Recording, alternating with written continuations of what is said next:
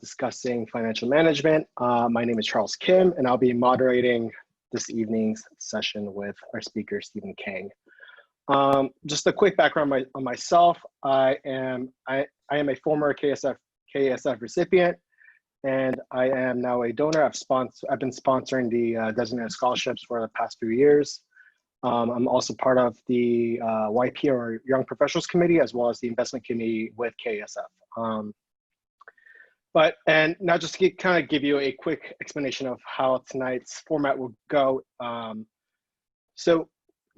you know, the topic is financial management. The speaker, Stephen Kang, will provide, he will go over a presentation.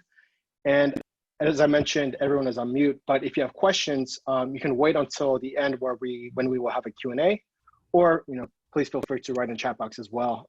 Stephen and I will monitor questions, and we'll be sure to get to all the questions at the end of the session for the Q&A.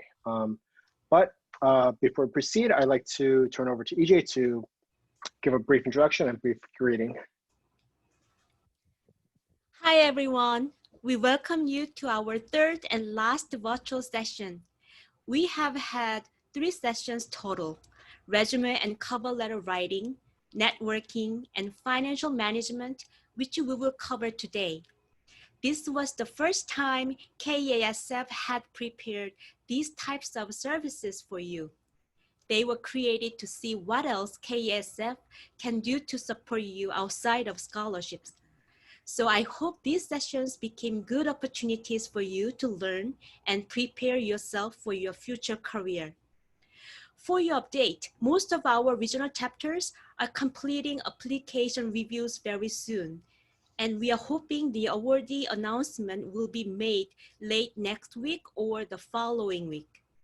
Due to COVID-19, all award ceremonies will be moved to a virtual format. If you have any questions, please contact the chapter you apply for. Fall semester is around the corner. I don't know how your classes will be carried, but I hope you all stay safe and healthy. Again, thank you all, and please enjoy our last virtual session for financial management. Charles? Thank you, EJ. Just as a reminder, please, if you can, write down your name, school, and email address in the chat box. And also, we will be sending out a post-event survey. If you could fill that out, it would be much appreciated. It will help us better future sessions and be able to address questions that we might have missed or topics that we might have missed. The survey will remain anonymous, so if you can fill it out after tonight's session, that'd be great. And also, thank you again for filling out the pre-event survey as well. The results were very interesting. I myself, I'm just a few years out of college, but I think I was in a similar boat where I was learning about credit cards, learning about checking savings, learning about what a 401k is. Just looking at the results, I think what Stephen Kang has in store will be very beneficial, very informative for everyone here. But again, thank you again. And if you have any questions that we don't cover in tonight's session, feel free to email the RSVP, and someone can get back to you, or but yeah, anyway, going forward, I'd like to briefly introduce our speaker, Stephen Kang. Stephen Kang is a financial advisor at Merrill Lynch Wealth Management with almost 30 years of experience. He brings a wealth of investment expertise and business management knowledge in building a financial advisor practice to help individuals and small businesses develop financial plans and implement financial strategies that match their specific goals.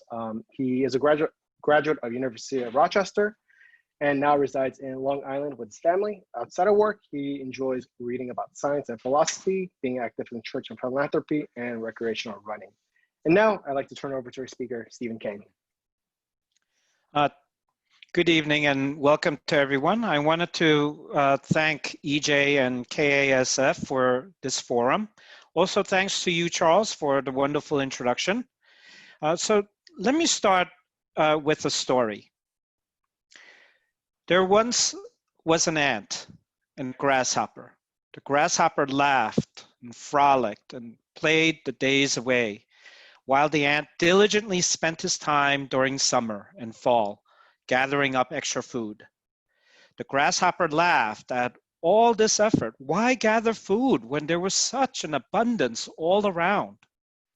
When winter came, though the grasshopper found himself out of food, while the ant had plenty, and the grasshopper realized his short-sightedness. Now, I think most of you guys know this Aesop's fable, and so it goes. So today, basically what we are talking about is to prepare today for tomorrow while you have the opportunity.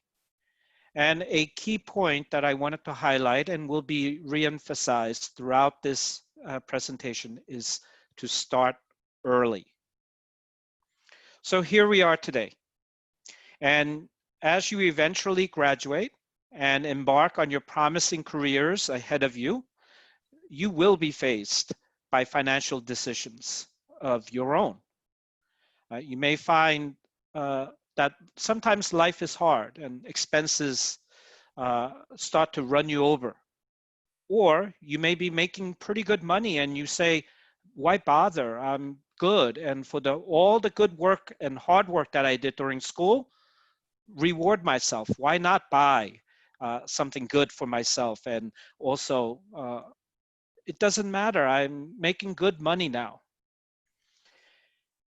Some of you may think, well, I have no money now. And when I make money, then I will think about it. Why even think about this now? Well, I'm here to plant a seed in you so that you will start early with the small things and build a foundation proactively so that you understand financial literacy is not one-dimensional. Money comes in, money goes out. It's just not like that. But rather think of it as financial wellness, kind of like your own health. And that starts now. So with that in mind, we'll go through. This is a disclaimer that I have to present. This is a nod to my company compliance.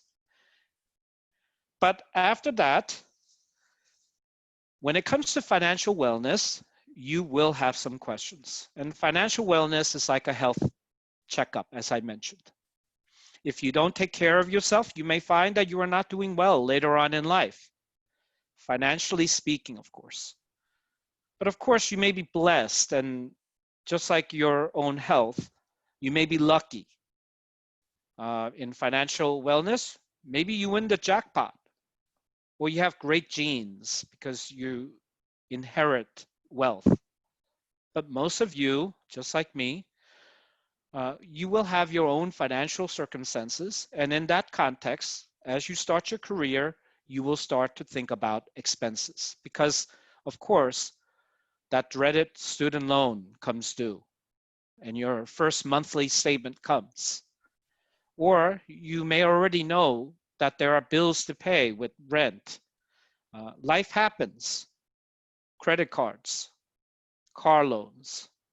Even some of you may be helping out your family as well. It's just not easy. So day-to-day expenses. Managing your day-to-day expenses like food, utilities, even your Lyft or Uber and more, expenses do pile up. And you end up working to pay your expenses, and those dreaded words and living paycheck to paycheck becomes your reality, like so many people living in the US right now. But you have renting, and you're thinking in terms of your house, or you may be living with family. But you will start to think about renting versus buying your own place. You will think about student loans and other debt and about managing debt. How about special events? You may not think of them now, but I'll just tell you right now, 1 year becomes 2, becomes 5, becomes 10, and you will have special events like marriage, buying a house, and etc. But also, you have to prepare for the future. You're like, whoa, wait a minute. I'm just about to start my career and you're telling me about the future?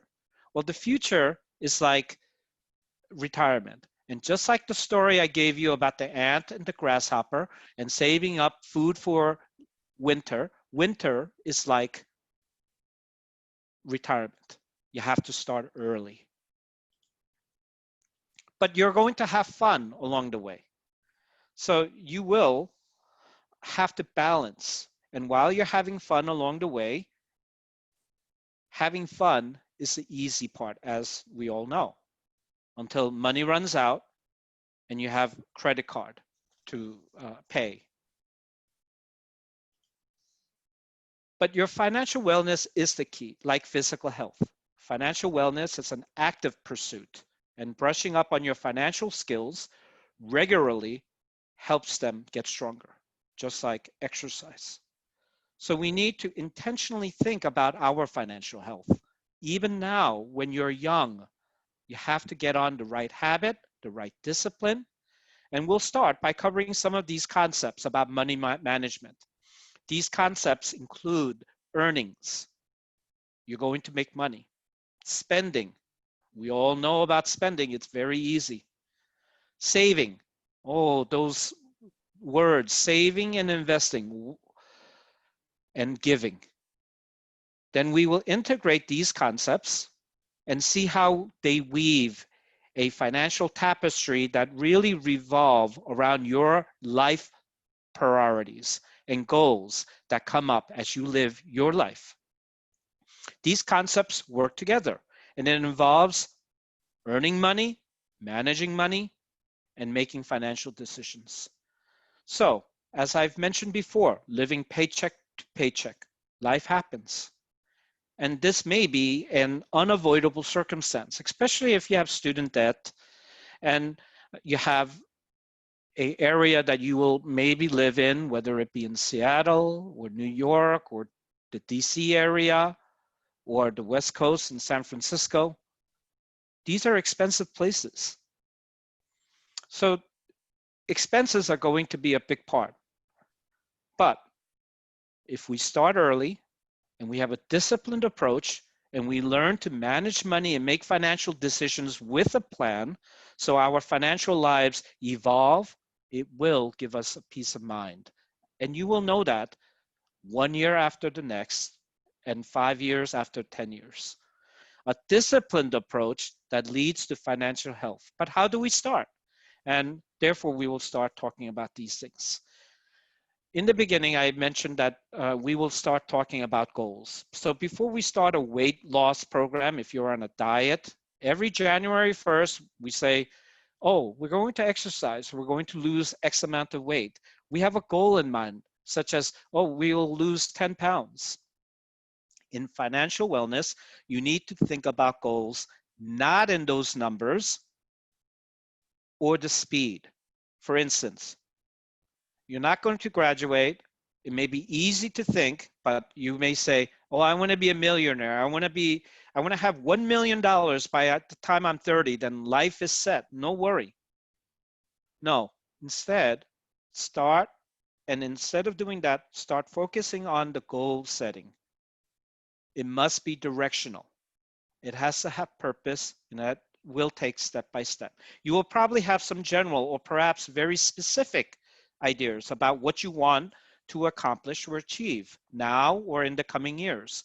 And especially as you graduate, these goals will involve your finances, your family, especially your family in the future, and home, charitable giving, leisure activities, your health, because your health may cost you a lot of money. And of course, your work, because work can be working for someone, or maybe you will start your own business. So clearly, defining your goals is the first step to pursuing them. And financial literacy starts with a thoughtful consideration of these goals. And as life happens, the discipline of understanding your life as you embark on employment is a very crucial step. So this is the first step. And as you garner an employment, you will earn money. And it's okay. It's okay to reassess your goals as your life happens. And money will only buy you tangible items like food and shelter and luxury. And you guys know that cliche, life doesn't buy you happiness, or I'm sorry, money doesn't buy you happiness, or money doesn't buy you love. Well, it's the tangible things that it will buy you. But you know what? Sometimes money has a way of creeping in to control you. How? We'll see, but as we go on with the slides. But money buys you only tangible items like food, shelter, luxury, your lifestyle as you live accordingly, but not the intangible things, as I mentioned. So I'm sure you're thinking of possible jobs that may match your interests. So the first thing, as I told you about your goals, and as you choose your job, these goals will establish and will start to take shape on how your lifestyle will be. So the number one advice that I can give you is choose your career based on your interests and affinity. Of course, you have to think about how money happens and how you will make money. But understand that the lifestyle will be chosen according to the job and the field that you go into. But do not choose it just on money, because this will be a recipe for you not to do well. And eventually, when you're miserable, you will not do well, and your financial security at the end will disappear. So after you embark on your career, a good approach is to manage money accordingly with financial decisions based on goals. And again, to recap, leisure, like spending your free time, health, your general healthcare needs, giving. Giving is a big part in terms of volunteering, mentoring others, and giving to charity like church or KASF. Home, you will buy a home possibly, or eventually when you retire, you may actually downsize and sell and buy a vacation home. Work, in terms of retirement, when you're working or selling a business, or you're starting a business, and of course your family. Eventually you will have children, some of you, and some of you may have relatives that you may want to give money to for their care. But at the center of this will be your finances, and this will help take care of the rest, monetarily speaking. So it's not too early to start thinking and to train your decision making upon the goals and how you thoughtfully think about what you are going to do. So defining your goals, as I mentioned, to get started, can be short-term, medium-term, and long-term. Short-term goals are ones that you want to reach in a year or two. Medium terms fall 3 to 7 years. Long-term, maybe 7 or longer. But after your thought is through and create a good goal list, then your goals as a guide for your financial decision will take shape. So if decisions doesn't support your goal, but you may want to re-examine them or take another look at your goals as life happens, as I mentioned. And these goals will be and can be outlined as you live your 20s and into your 30s. So build a career that you love and makes you money. Start converting your income into assets. Watch out for lifestyle binging. Live within your means. Think about financial security as having assets, not your current high-paying job. Remember I mentioned to you that money buys you tangibles, not the intangibles? Expenses is like a black hole. You can always spend money and more money and more money. You will just never have enough. Right now, you may think of one thing, but the next year, a bigger thing can come. Therefore, money can be spent very easily. So think about financial security and having assets. And this means saving, investing, and planning.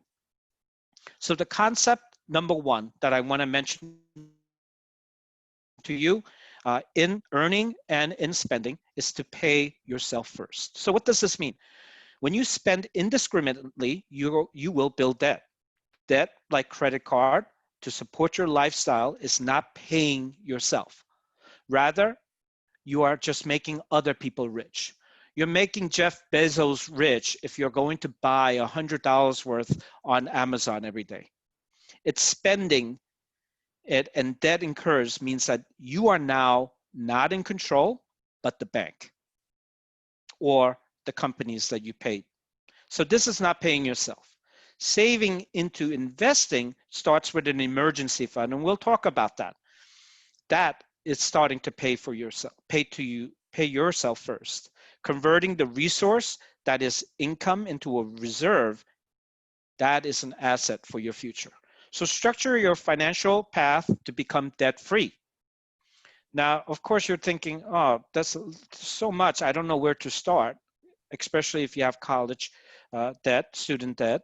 But debt is an obstacle that will take away your financial freedom. Think about that. So high interest credit card debt, number one, is just a no-no. And then student loans, you have to get that done with. Even $100 a month more on your student debt will probably shave about 10 years off of what you owe and your final payment. So finally, every month, do financial wellness checkup. This will help you see how you're doing. This is like a report card every month. What did I spend on? How much did I save? And it's like weighing yourself if you're in a weight loss program. Net worth is your report card. And you may have a negative net worth. What is negative? What is net worth? Well, that's simply all your assets minus your liabilities. So money in and what you save minus all the liabilities, including debt, credit card debt, and such. If you have a big student debt, it may be negative, but each month, check it because you will start to see improvement. And this hopefully will motivate you forward. So what's important? Number one, when you think about this, we talked about goals at length, but did you know that when you start to look at budgeting day to day, on a day-to-day basis, the average American in the US, 25 to 34, spend about $29,000 on food, housing, and apparel. And that doesn't even include transportation, gifts, entertainment, charitable donations, and other things. So money is real when it comes to spending. And this will continue. So you need to budget for day-to-day expenses. And here are some tips on budgeting. It has to be intentional. Remember, I told you, you have to think about your goals, short, medium, long term. But your strategy and outline, you need to be the planner. Money cannot control you. You need to control it. You are the planner, and you will be in control. So expenses should not dictate what you do. You're never running for money. So start by paying yourself, as I mentioned. And if you work in a company that offers a 401k or a Roth 401k with company matching, this is like free money. That's number one. Number two, open and have a checking account. This is your central hub. Get free checking if you can, and set automated monthly payments for your vital bills and paying yourself first. What is paying yourself first? I mentioned to you emergency fund. That's an important thing. Open up a savings account and set up an emergency fund. It's like your rainy day money. Automate it so you eventually build that up to 3 to 6 months of your vital expenses. In the beginning, that may be hard with all your expenses. So try to build that up to about $1,000. And then keep that and pay off your credit card debts first, and then start building more in terms of your emergency fund. Then if you put your money away and you have some left, open up a Roth IRA or a traditional IRA if you make over $139,000 a year. But put money into this because this should be about 15% your savings in terms of your 401ks and your Roth IRAs. Emergency fund should be at least 15% of your income. And after you pay yourself, then come the living expenses. This is like rent, utilities, and groceries. Of course, it's hard, but think about your want versus your needs and automate your needs and think about what your wants are.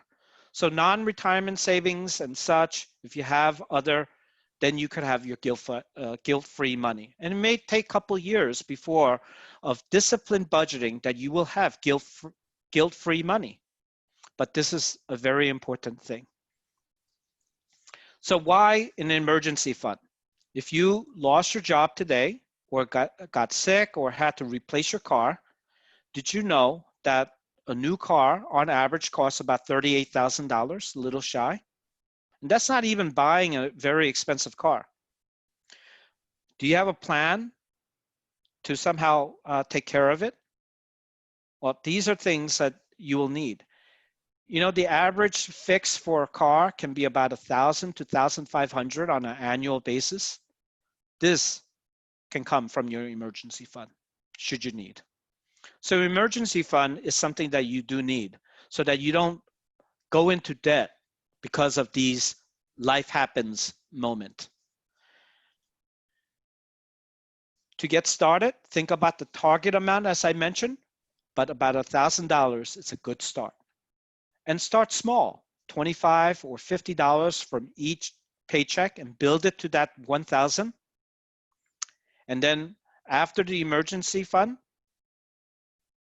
then sometimes we have to wait for certain things that we need to buy, such as housing, like a house. So it's different from going to your Starbucks or getting your $5 coffee.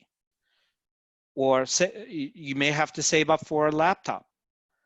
So savings is something that you would need to do. And this is beyond the emergency fund. So that's something that you would probably should be thinking about.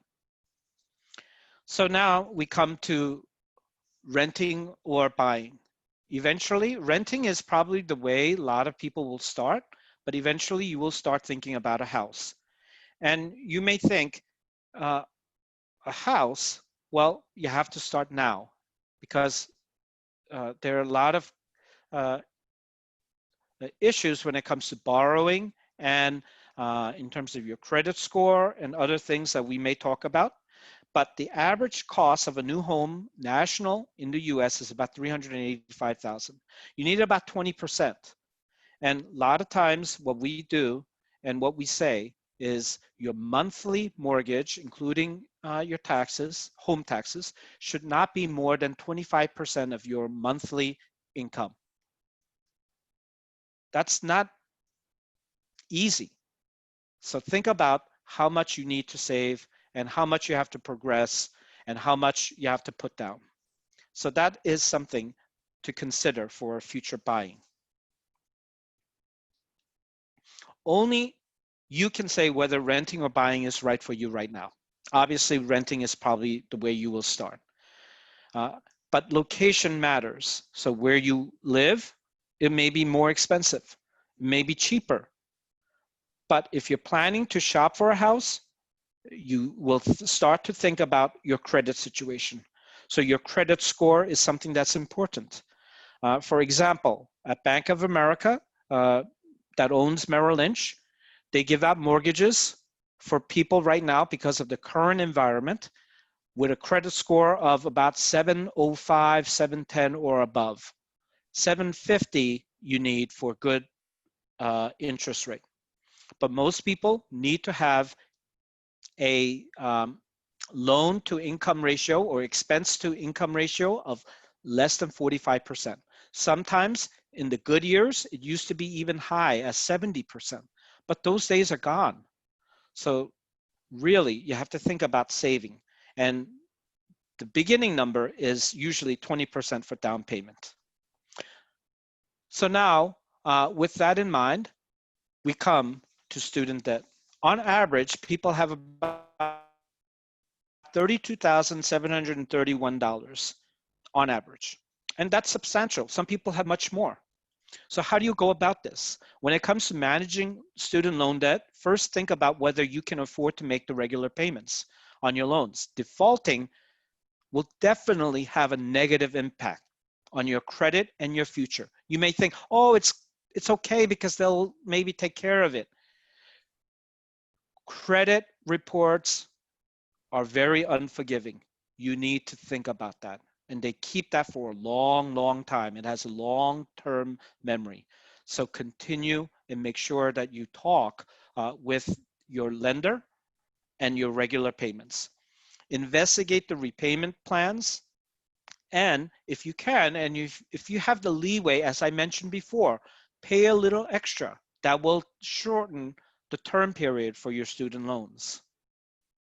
And managing debt.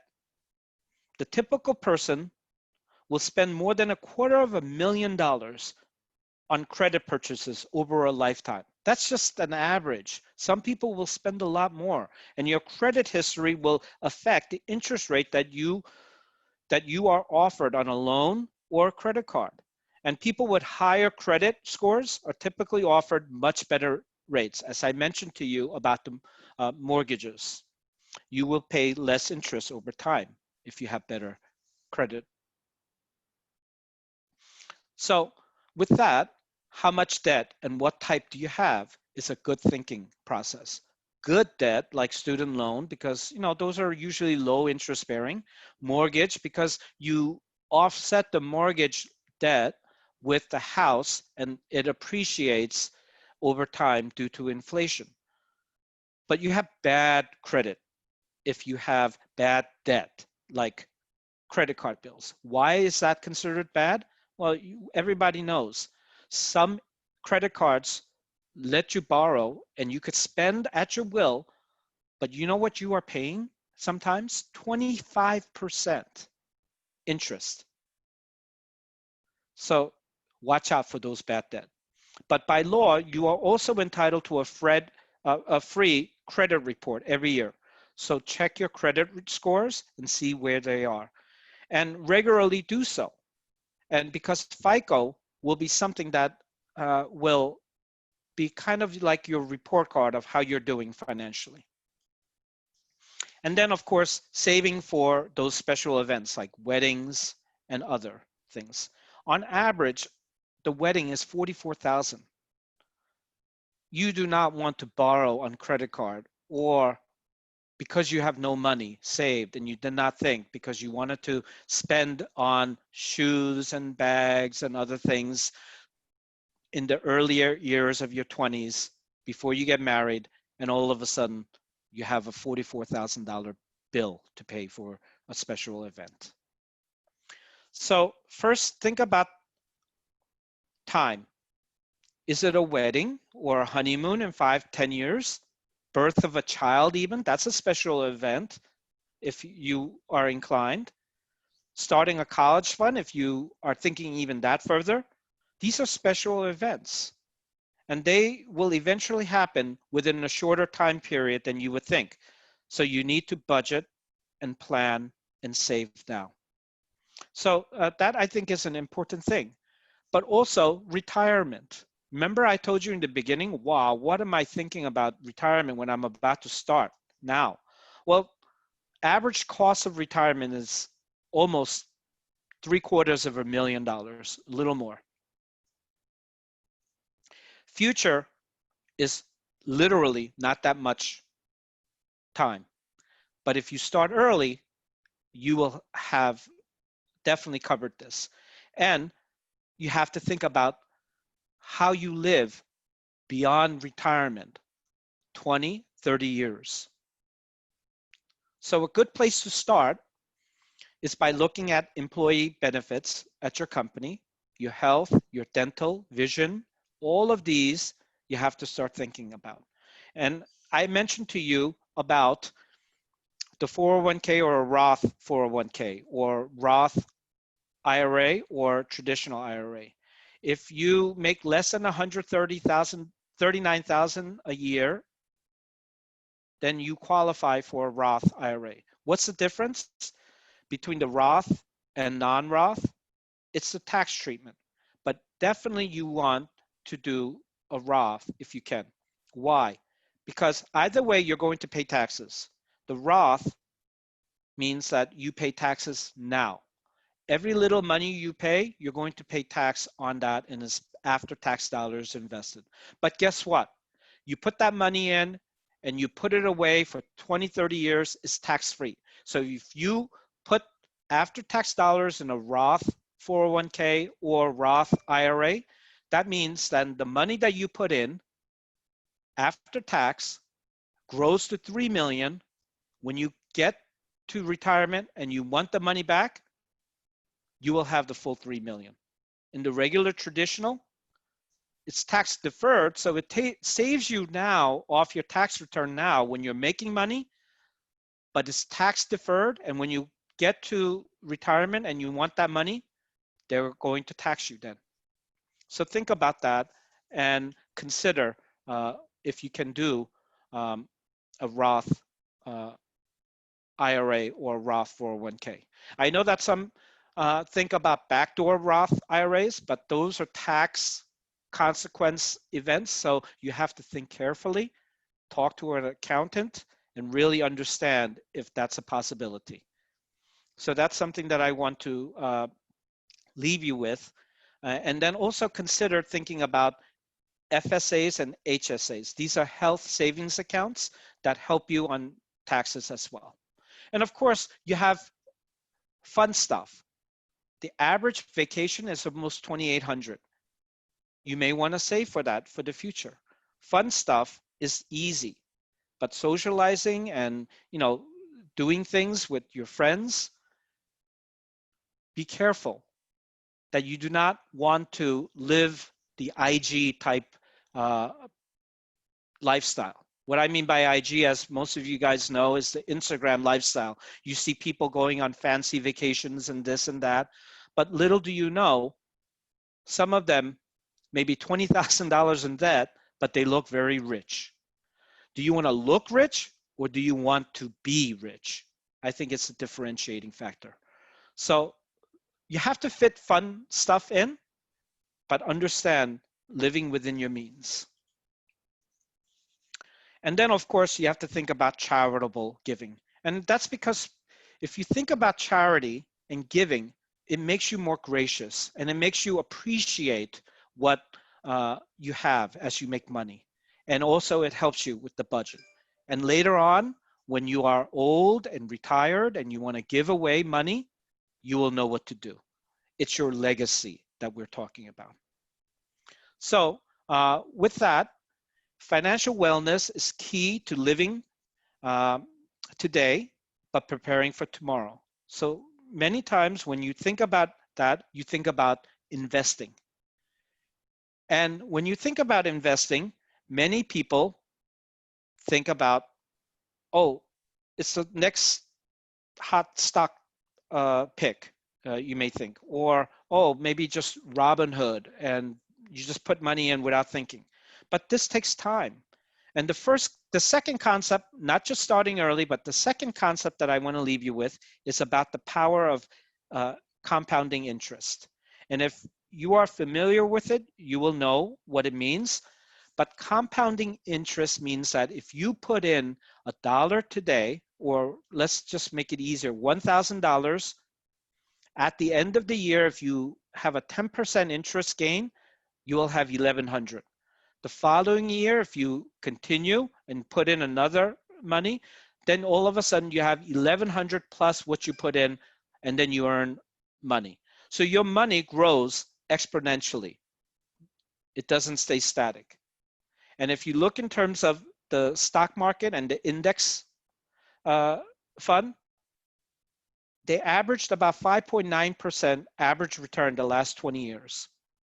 If you look in terms of how much you put in, if you put in about $200 every month, that's $2,400, and you put it for 10 years, you know how much you would end up? About $33,698. But if you make money, invest, and you make enough and put in, let's say, 5 years later because you want to save and do other things, But you say, okay, now I don't have to do 200. I could put in $400 and invest for 5 years. So you're thinking you're putting in the same amount, should be the same? No. At the end, you only end up with 29,000 and change. So you are shortchanging yourself if that happens. So with that in mind, I really want you to think about what I've discussed, but think about where you will start. Number one, do you start with financial apps like Mint or Robinhood and various other places? You could certainly do so, but think about the longer term, and you want to develop a relationship with a financial institution that could help you with many things. So what are they involved? Managing your personal finances, that's the savings accounts, the checking, the credit card, mobile banking. Also your borrowing needs, mortgages, line of credit, auto loans, etc. Helping your wealth grow, that's investments, investment advisory and such. Saving for the future, that's retirement, wealth management, healthcare. Protecting your wealth, like life insurance and long-term care and disability. And then finally, of course, transferring your wealth. You may not need all these things, but your life journey will encounter these needs. And to understand about money and learning to put that into your life priorities and starting early, understanding about the power of compounding interest will set you on a road of financial peace of mind. So this concludes the presentation, and I really hope that you remember those 2 points that I mentioned from the very beginning. If you don't remember anything else, think about these 2 things. Start now with a disciplined approach with budgeting, saving, and investing in mind. And always remember the power of compounding interest. Of course, I said that in the positive way because when you invest with the power of compounding interest, you'll see your money triple in 20, 30 years. But that can be negative too. The power of compounding interest is if you spend money and you end up going into debt and owing credit card, power of compounding interest works against you as well. So think about those 2 points as I end. So that concludes it for today in terms of what I'm talking about, and I'll just open it up to questions and turn it over to Charles. Yeah, thank you so much for that, Stephen. It's definitely very informative, and I myself learned a lot. But the participants had some pretty good questions in the chat box. So to kind of just kick it off, one of the questions that we had was, what type of account would you recommend starting an emergency fund? And to kind of add on to that, if the emergency fund is with a checking account or savings account, what other considerations are there beyond the annual percentage yield that you would get on that account? Yep. Right. So emergency fund is not investing. Emergency fund is there for a rainy day.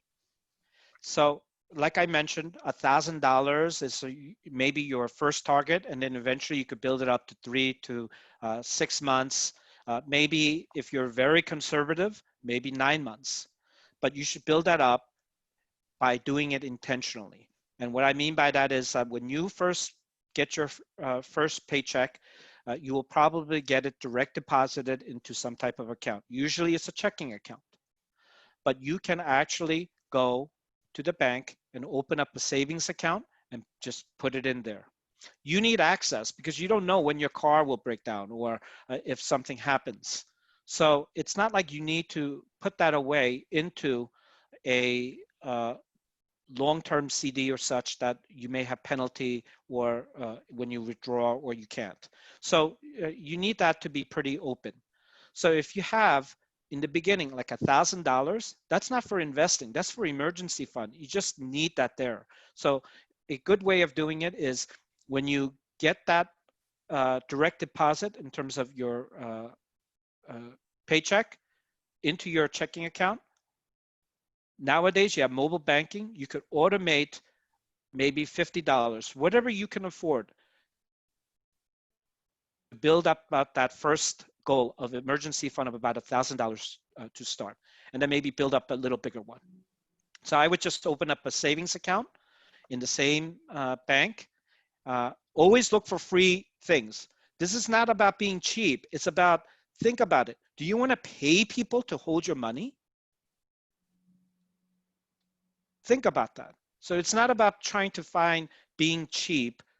Look for free checking, free savings if you can. And there are different things that I could recommend later. All right, thank you. Another question we had was, is it too early to invest in a Roth IRA as a college student, or is it best to invest with a fixed income? So if you are a student and you don't have a free fixed income, you have to think about where your money is coming from. Is it part-time jobs? Always think about short-term goal, medium-term goal, long-term goal, and break that down even further. So your life of, let's say, 30, 40 years of your work life, short-term goal may be 5 years. But to get to that short-term goal, you got to think about even shorter-term goal of 1 year, and then less than 1 year. So you're a college student, and let's say you're working part-time, you have needs that, you know, money is short. You're not going to be able to open up a Roth IRA. If you have a debt, credit card debt, it may be difficult to do so. So yeah, maybe you have to wait until you get a fixed income. But that's something that you need to consider right off the bat when you do start having fixed income. If you have a part-time job that can afford some luxury, maybe even $10 a month that you could put away into an emergency fund, get into a habit of doing it, because that's a disciplined approach. So that's what I mean by short-term, making it into a short-term within that short-term goal. So first time, you want to get to $1,000. You're not going to get to $1,000 in 1 month. So how much are you going to save? So shorter term goal. I want to make sure that within 6 months, I want to have at least $500. So then break that down even further. So it's these step-by-step process and setting up a discipline in your life so that it's planned and it's intentional, not just, oh, I didn't go out to dinner today, so I could put $10 in. I don't think it works that way. You have to have an intentional and disciplined approach. And first think about whether you can do it or not. If you have the luxury, yeah, then by all means, put that in. If you don't, then you have to wait until your fixed income comes. Okay. The next question. So Dave Ramsey apparently says to have a healthy financial life, you need to cut up your credit card. They want to get your thoughts on that. And also, right. If you don't have a credit card, what are some other ways to build up your credit score? So if you have student debt and you pay that on a regular basis, that will help your credit score. That's number one. If you have bills that you pay, I'm not talking about credit card bills. Eventually you'll have utilities that you need to pay. That will help your credit score. But eventually you will come about credit cards. And I think Dave Ramsey talks about credit card, rip it up and throw it away. Some people say, you know what, I have too much credit card and I don't want to use it or be tempted, but I don't want to throw it away. So I'll freeze it and leave it there. So it's hard to even get to because it's in my freezer, in water and frozen. But you know what? Life is life and you will have credit cards. But again, this goes back to, do you want to be in control, or do you, because of your irresponsibility, have money control you? Credit card is just an instrument. Like money is an instrument. Whether you have $10 in your pocket or you use $10 off your credit card, it's the same thing. But credit card comes with that awful word, compounding interest. If you have $10 that you borrowed and they charge you 2%, all of a sudden that $10 is $1 and change, and then keeps on going up. And the credit card companies want to keep you in debt, so they don't want you to pay everything off. So you have to understand that you will become a slave to money. Credit card equals money. So if you do not want that, then something like a charge card may be better for you. So this is a principle. If you have anything that's over $100, okay, you may use that, but then immediately after you use it, go back and pay it off with your bank, because nowadays mobile banking makes it easy. Or if you have a charge card, do so. And I know that people think about, oh, I can get rewards and flyer miles and all of that. Those are all temptations to make you build up debt so that they will own you. It's great to get the rewards, but first think about who's in control. If you can control it, then by all means, pay off the debt and do it, but don't let that dictate your life. So credit cards, I'm not inclined to say rip it up, because that's life and you have to build up credit. And that is still one way of doing it, but don't let it control you. I think it's the key message. All right, thank you. The next question is around financial aid. How does personal savings or having a Roth account, or even just a personal investment account, how does that impact financial aid? So if you have Roth or retirement savings, they're not considered into your financials for financial aid. But if you have $500,000 in your checking account, that will certainly matter. So that's going to hurt you if you have that money. But if you have $500,000, why are you getting financial aid? Yes, would be the next question. But if you have $10,000 and you still need money, well, think about putting that into something that will shelter you. And Roth IRA can help you in that matter. But if you're a student and you're in student debt, it's difficult to consider investing all of those things. So it kind of goes back to that main principle, paying yourself first. And that means do not let money, i.e. credit cards, i.e.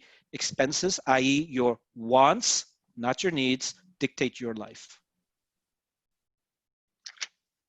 All right, thank you. So it's actually, this is a question that I had.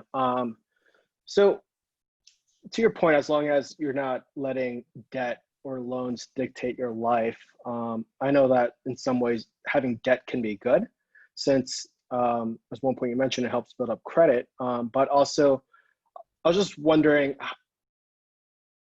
and to kind of add a caveat, not to say that past performance is indicative of future performance, but with historical S&P returns being like 10% on average, how would you recommend balancing investing versus paying off a loan? Let's say my loan, I'm paying 5% interest, but should I lean more towards paying off the debt with paying 5% interest, or should I focus on investing, trying to earn 10%? Like, how would you balance that? So liabilities equate to owing people. That means someone else owns you, a part of you, whether it's student debt or mortgage. Now, there's some good debt, like student debt is usually lower interest rate. So it's not really like credit card debt. What I mean by bad debt, it's credit card debt.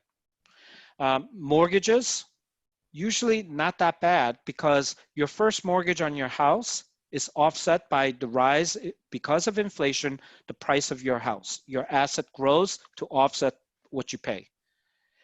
But generally, it's better to be debt-free because you have financial freedom. And you mentioned 5% to pay off student debt. Yeah, I would try to pay that off, but you don't necessarily need to make full payment on that. But have a credit card debt, certainly pay that off first. That's number one. But others you could try to manage and you could distribute accordingly. I think would be the best approach. It depends on everyone's personal style and how their budget is. So financial planning for that, I think there's a nuance to it that you probably would have to really dig in a little more to see how much your debt is. For instance, like your expense to income ratio. If your debt level is much higher, you know what, even before that, maybe it's simpler to think of this way. If you were to lose your income today, your job today, what would happen to the debt? I guess I'll just keep it going up. So you have to pay your debt. Yeah, okay. Pay it off and then invest. But sometimes if you have that leeway, then of course, some good debt you can keep, like student loan, mortgage, and then invest. But usually you would try to aggressively pay off your debt. You don't want to be paying college student debt in your 40s and 50s. That's the conclusion. I agree. It wouldn't be ideal. No. And because we only have a few minutes left, do you have any recommendations or suggestions for sources? I know someone mentioned Dave Ramsey, but do you have any books that you recommend? Any online resources that you would recommend for the students here? Yeah, definitely. So I think if you Google financial planning, you'll probably come up with a lot of different web pages and this and that and whatnot. But I want to preface a lot of the recommendations with this comment, and that is that number one, no one knows you financially, that is, you more than yourself. You may not know it and you may act irresponsibly because, not that because you're thinking bad, but because you just don't know better at this time. But no one will know your financial situation better than yourself. So you need to think about a very simple concept of what they say. And this is what your parents probably tell you all the time. Live within your means. If you can't afford it, don't buy it. If it costs money, look for cheaper ways. Now, I don't mean to be a Scrooge, but think about it in the other way. If you're paying everybody else, you're making, for instance, Amazon's very popular. Everyone goes on to buy it. You're making Jeff Bezos much richer. Do you want to make him richer? Or do you want to maybe keep yourself and pay yourself first? So think about that concept about saving and investing. I think that's number one. So a couple things. If you look in terms of sites, Dave Ramsey is good, but maybe that's a little too strong or maybe too old fuddy-duddy. But there's also a young lady that I recommend that I've seen on the internet. And I thought that she gives very sound advice, but very simply put and much easier to understand. And her name is Rose Shaffa. So if you look on YouTube, she's a YouTuber, Investing with Rose. She really goes through a lot of good things. That would be one thing that I would recommend. Another thing is if you look in terms of investing books, the Little Book of Common Sense of Investing by John Bogle. This John Bogle is Jack Bogle, who founded the company Vanguard, the index funds and all of that. He's a good way of looking at an overall look of the markets. Another one is if you're interested in looking at stocks and how to approach it, the Darno Investor. It's a book by somebody named Monash Prabhat. That's M-O-H P-I-S-H, and then last name P-A-B-R-A-I.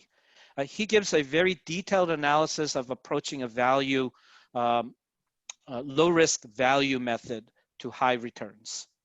So basically he does a risk analysis before he buys a stock. So he looks at risk management and then very hands-on growth. So I think, those are a couple. And then there are many other sides. So you could always try to contact me. I'm on the internet as well in terms of my website because of work. So you could try to look me up as well. And I will tell you and I will give you more in terms of other information, in terms of books and other things. Okay, thank you for that. And not to self-promote, but KASF itself is also a resource. There are plenty of people within the organization who are more than happy to help. Yes. So if you please reach out if you have any questions, and I'll also include my email. I work in investment banking, so I don't have the wealth management expertise that Stephen does, but I do work in finance. So I'll be more than happy to help as well. So I'll leave my email on the chat box. But please use KASF as a resource. Everyone here is very nice, very helpful. So please feel free to reach out. But I think that concludes our session today. But before I conclude, just want to thank you for taking your time tonight to participate. This is the first series of webinars that KASF has hosted. So EJ will be sending out a post survey following, I guess, the conclusion of this session, but it would be much appreciated if you could fill it out, including comments, including questions, just so that we can make future presentations, future webinars much better and much more helpful. But again, thank you for your time. And again, please feel free to reach out with any questions. And that concludes tonight's session. Thank you, everyone. Thank you. Bye-bye.